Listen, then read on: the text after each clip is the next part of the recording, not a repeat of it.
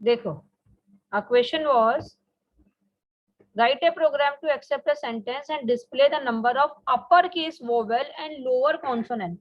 Means lower case के कितने consonant है और अपर केस के कितने वोवेल्स हैं, ये चेक कराना है। वोवेल कैसे चेक कराते हैं ये सबको पता है, कॉन्सोनेंट कैसे चेक कराते हैं वो भी सबको पता है, बट स्टिल जो जो मिस्टेक्स की हैं वो मैं हाईलाइट कर देती हूँ। देखो, accept a sentence and display the number of the upper case vowel. तो सबसे पहले तो सेंटेंस क्या है, सेंटेंस है और what, okay, accept a sentence. Then scanner enter the string, तो सेंटेंस एक्सेप्ट करने के लिए नेक्स्ट लाइन। अभी मुझे स्ट्रिंग को अपर केस में कन्वर्ट करना चाहिए क्या, नहीं करना चाहिए, बिकॉज मुझे लोअर केस के कॉन्सोनेंट मींस जैसी जो स्ट्रिंग है ना उसी को ही मुझे चेक करना है, ठीक है। इसलिए यहाँ पर इस प्रोग्राम में मैं ना तो अपर केस में कन्वर्ट करूंगी ना ही लोअर केस में कन्वर्ट करूंगी। Then I will calculate the length of the string. Length equals to str.length. देखो अभी भी बता देती हूँ, एरे की लेंथ निकालते हैं जब when you are calculating the length of the array, then you will not use this parenthesis sign. Length के बाद है ना, this parenthesis sign would not be followed by the length. But string में length is the function. That's why length और ये parenthesis sign. तो लेन के अंदर स्ट्रिंग ने, यूजर ने स्ट्रिंग में कुछ भी एंटर किया है उसकी लेंथ कैलकुलेट होकर के आ जाएगी। देन मैंने यहाँ पे दो काउंटर वेरिएबल लिए हैं, count v and count c, because according to the question I have to give count of the vowel and count of the consonant, ठीक है। तो i इक्वल्स टू 0 और i लेस देन लेंथ तक मैंने loop चलाया है। Directly ये वाली स्टेटमेंट भी मैं यहाँ पे लिख सकती हूँ और बहुत स्टूडेंट्स ने लिखी भी है, ये str.length डायरेक्टली मीन्स लेन एक्स्ट्रा वेरिएबल ना लेकर के इसे यहाँ भी लिखा जा सकता है। देन अब मुझे क्या करना है, कैरेक्टर फैच करना है। कैरेक्टर फैच हमेशा i की पोजीशन से ही होगा, मीन्स जिस वेरिएबल से आप लूप चलाएंगे वो। ch आया। अच्छा, अब एक कंसेप्ट और इस क्वेश्चन में, पहली बात तो ये कि यूजर ने स्ट्रिंग जो एंटर करनी है, यूजर कुछ भी एंटर कर सकता है, तो वोवेल और कॉन्सोनेंट वो तभी होंगे जबकि वो लेटर होंगे। तो that's why I have to check कि वो लेटर है या नहीं, अदरवाइज जो वोवेल नहीं होंगे वो तो कॉन्सोनेंट ही होंगे, और अगर वो कॉन्सोनेंट होंगे तब तो फिर डिजिट भी कॉन्सोनेंट हो जाएंगे, है ना। और अगर ऐसा नहीं है, वैसे ऐसा भी कर सकते हैं हम, पहले ऐसा ही करते हैं, इसे कमेंट में डाल देते हैं, ठीक है, then it will be clear to you. अब मेरे को क्या करना है, जो भी कैरेक्टर फैच कराया ch, उसे चेक कराना है कि वो ए ई आई ओ यू है कि नहीं, और सिर्फ कैपिटल ही चेक कराने हैं। Why only the capital? Because it is mentioned in the question. तो ch इक्वल a, अभी भी जल्दी में जल्दबाजी में ch इक्वल्स टू ऐसे लिखा है, ch इक्वल a और e सिंगल कोड में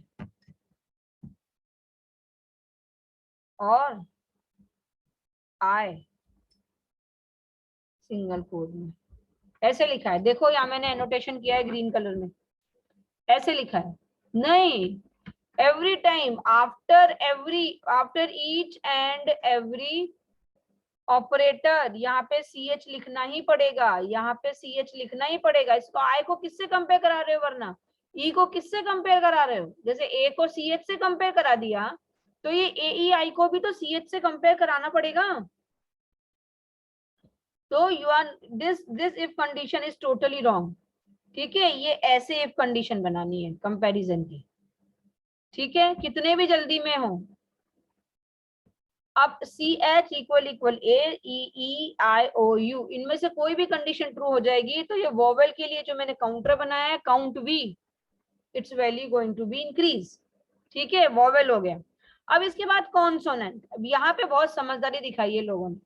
प्रोग्राम ऑब्वियसली अब ऐसे भी रन करेंगे तो आ जाएगा, मगर क्या लिखा है, CH इक्वल इक्वल जो वोवेल नहीं है ना, B F G H, है ना, J K L M N, सारे सारे मतलब कि 5 वोवेल्स को निकाल करके बाकी जितने भी कॉन्सोनेंट हैं वो लिख दिए हैं।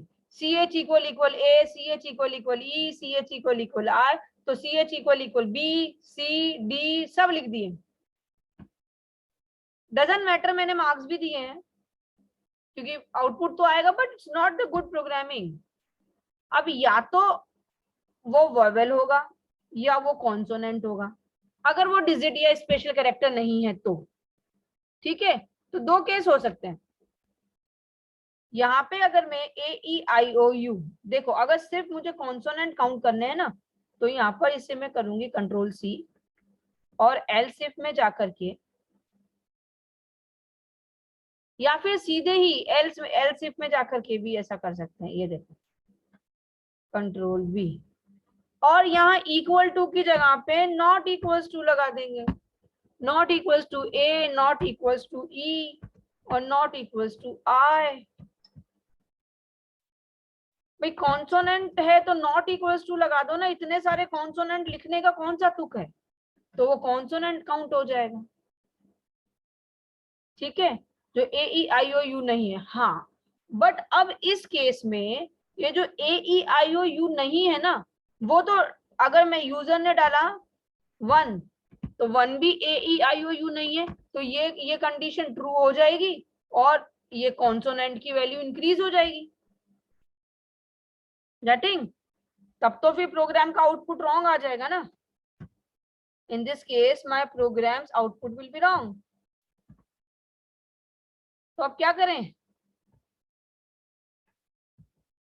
तो उसके लिए या तो हम पहले ही चेक करा लें, चलो एग्जीक्यूट करके दिखाते हैं फिर पता करते हैं। Number of vowel and number of consonant, ठीक है। ये देखो, ये मैंने चलाया and let me execute the program, compile.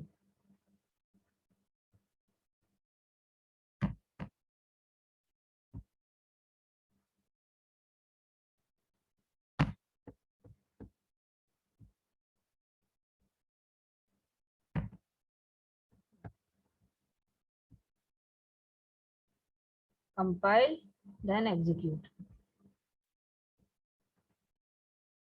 Void main. चलो मैं इसमें डालती हूँ JYOEI,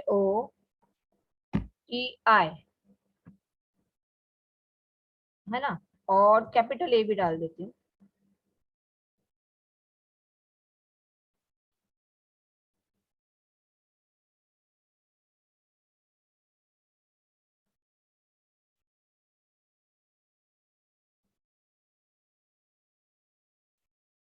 और कैपिटल B भी डाल देती हूँ। तो मुझे क्या आना चाहिए output?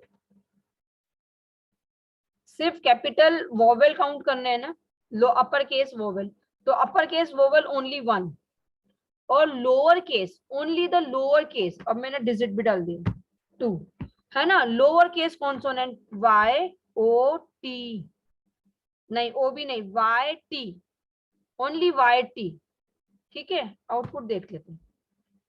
In the string is 1 तो करेक्ट आ रहा है, मगर कॉन्सोनेंट 7 आ रहे हैं। क्यों? क्योंकि जो भी कैपिटल वोवेल नहीं है वो सारे उसने काउंट कर दिए। अब मुझे क्या चाहिए था, डिजिट, स्पेशल सिंबल, ये तो कुछ काउंट होने ही नहीं चाहिए, ठीक है। तो इसके लिए मैं यहाँ पे क्या करूं, इफ कैरेक्टर डॉट ये, और कैरेक्टर रेफर क्लास का कैपिटल C होता है हमेशा, इज लेटर CH, तो फिर तो ही वोवेल और कॉन्सोनेंट चेक कराओ, है ना। यहाँ पे ये इफ लगाया, इस इफ के अंदर वोवेल का कंडीशन चेक कराया, और अब इसी इफ के अंदर कॉन्सोनेंट चेक कराएंगे। तो कॉन्सोनेंट चेक कराने के लिए यहाँ पे ये जो AEIOU है ना, तो इसके साथ साथ मुझे कैपिटल और अपर दोनों ही लिखने पड़ेंगे, राइट।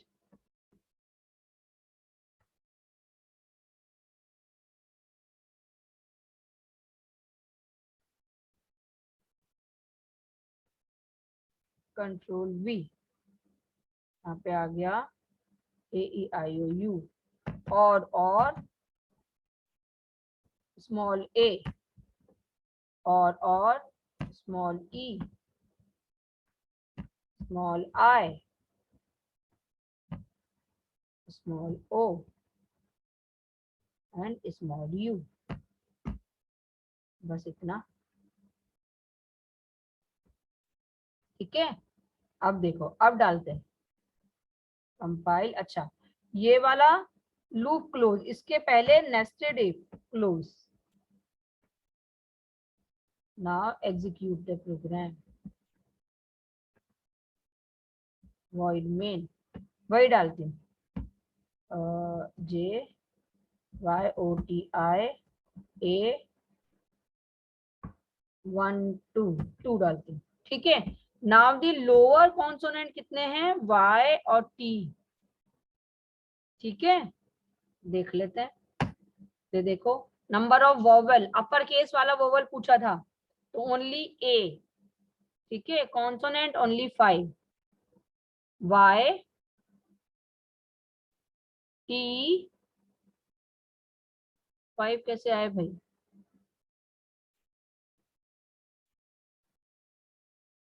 लोअर केस वाले कॉन्सोनेंट Y और 2, फिर से कुछ मिस्टेक है, चेक कर लेते हैं।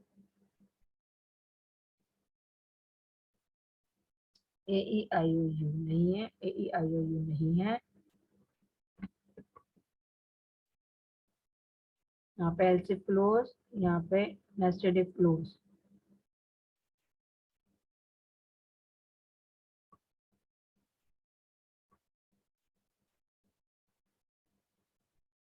is not equals to, the condition is true।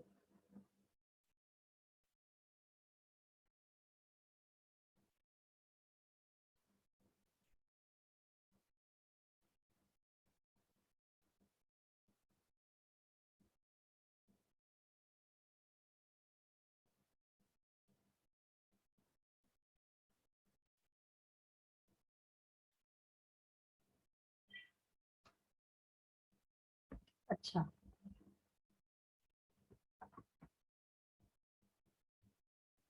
and and and and and try करते हैं एंड से।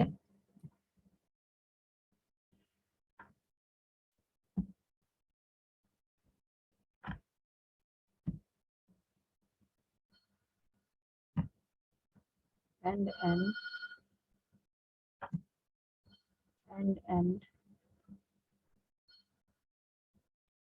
लास्ट एंड बचा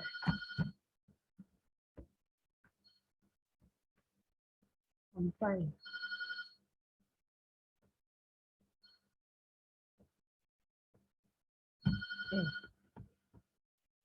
कंपाइल,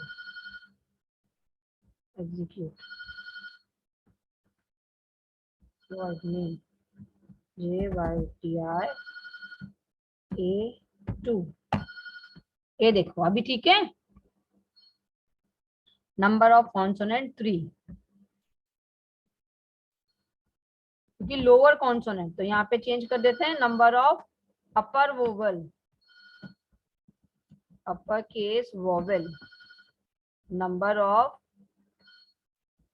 लोअर केस कॉन्सोनेंट, ठीक है। एंड लगा करके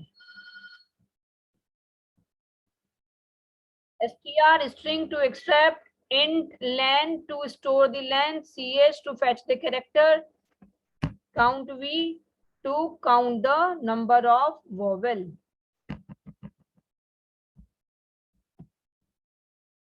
और अपर case vowel, upper case vowel, then count C to count the number of lower case consonant,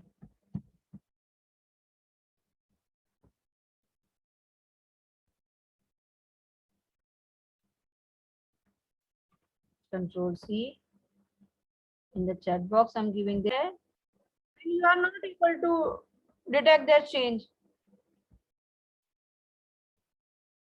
See this, ये आएगा implicit type, मतलब कि इंटीजर का इंटीजर में ही तो वैल्यू जा रही है.